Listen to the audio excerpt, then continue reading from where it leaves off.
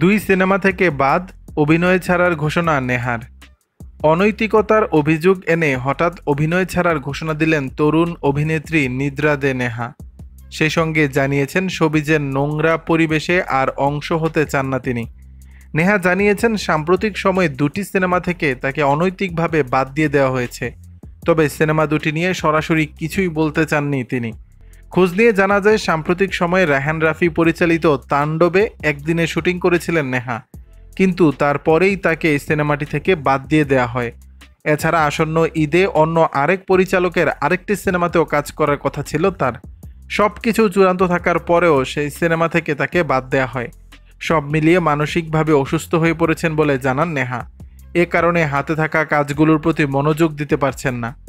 সামাজিক যোগাযোগ মাধ্যমে দীর্ঘ এক স্ট্যাটাসে অভিনেত্রী জানিয়েছেন, ইন্ডাস্ট্রিতে মেধা আর পরিশ্রমকে মূল্যায়ন করা হয় না। জনপ্রিয়তা, ফলোয়ার কিংবা সিন্ডিকেটের অংশ হলেই পাওয়া যায় কাজের মূল্যায়ন। আমি সবসময় শিল্প, সংস্কৃতি, অভিনয় এসবের সঙ্গে জড়িত থাকতে চেয়েছি, কিন্তু দুর্ভাগ্যজনকভাবে আমার অভিনয়ের প্রতি যে ভালোবাসা ছিল তা প্রতিনিয়ত অন্যায় আর অবমূল্যায়নের কারণে ধ্বংস হয়ে যাচ্ছে।